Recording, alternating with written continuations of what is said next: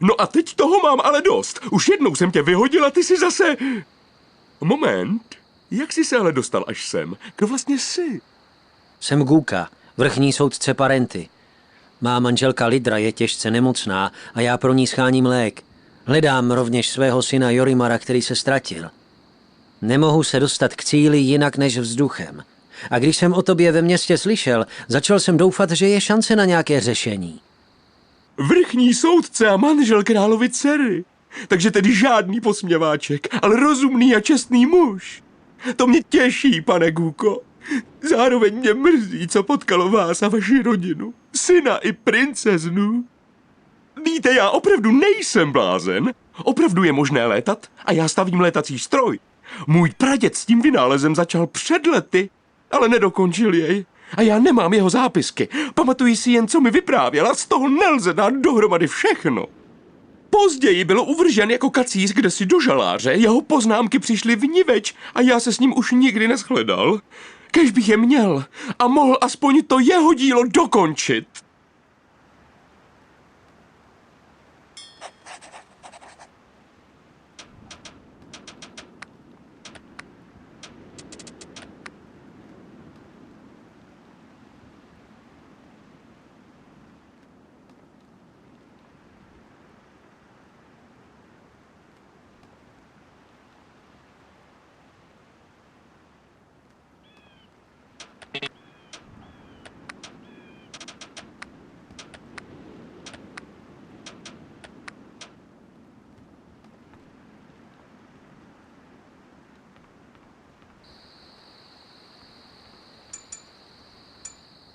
Krásná.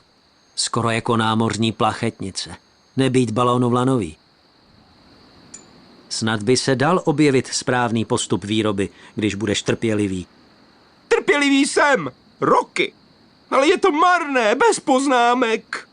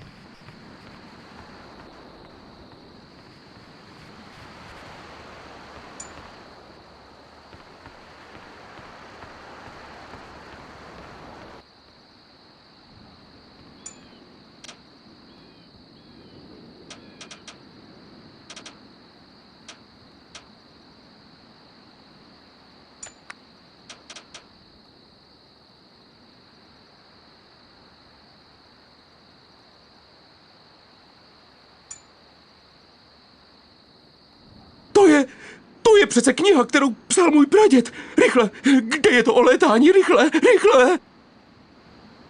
Ano, ostatní části bych si velice rád přečetl také, ale tohle nepočká. To je zázrak. Děkuji ti na 100krát, soudče Guko. Pojďme se na to okamžitě podívat. Následuj mě, prosím. Stále jsem nemohl přijít na to, jak vytvořit plyn tak lehký, že by unesl celou loď ve vzduchu a nepadala. Vytvořil jsem základní osnovu struktury plynu, ale chyběl mi klíč. Ten tu v knize je. Vidím, že jednotlivé prvky musím sestavit do sloučeniny tak, aby se v ní nacházely v libovolném směru kolmo i diagonálně právě a pouze jednou tyhle kombinace. ACA, BAB, DBD, CDC, BCB, DAD, CBC, ADA.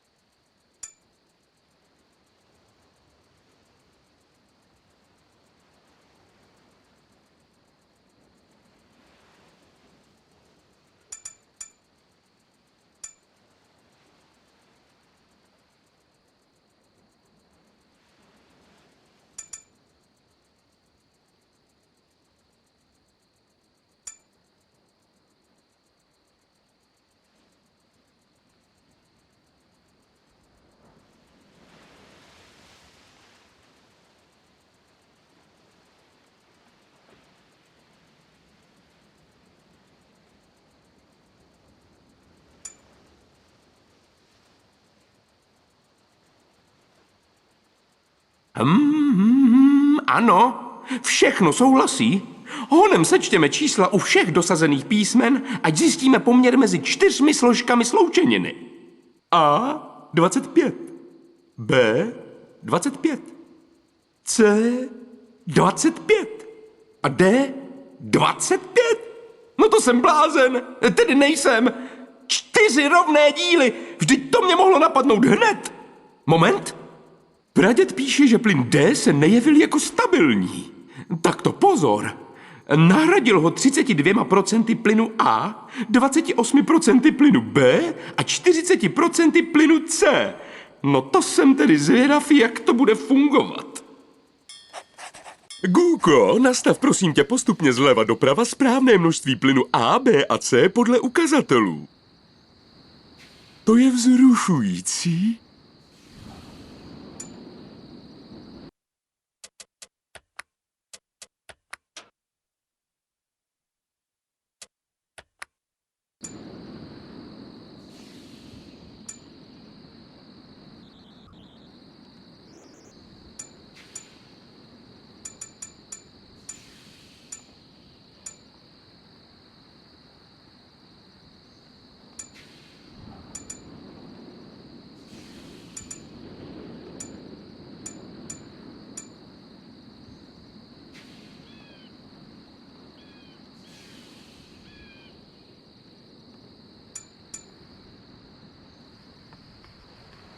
Rád bych se zeptal, Ne, teď ne.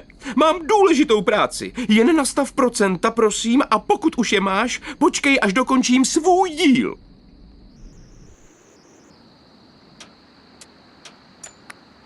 samá čísla a písmena. Taková změť rychle pobíhajících myšlenek. Takhle asi vypadá mysl génia.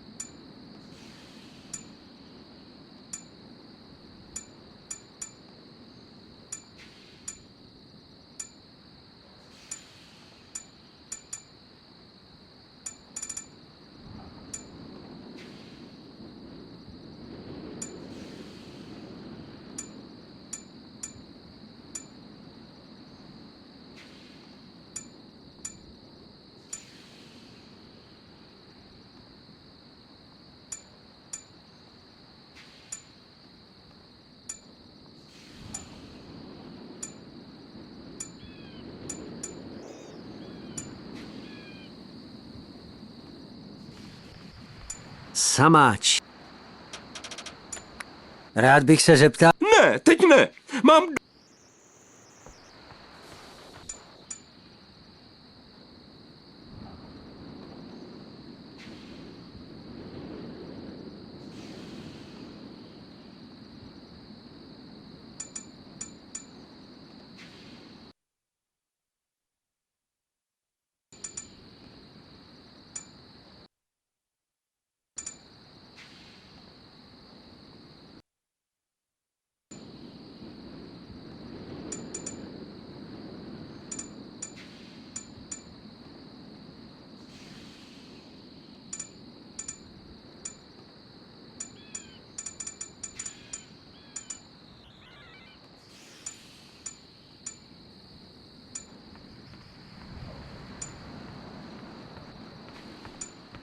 Krásný.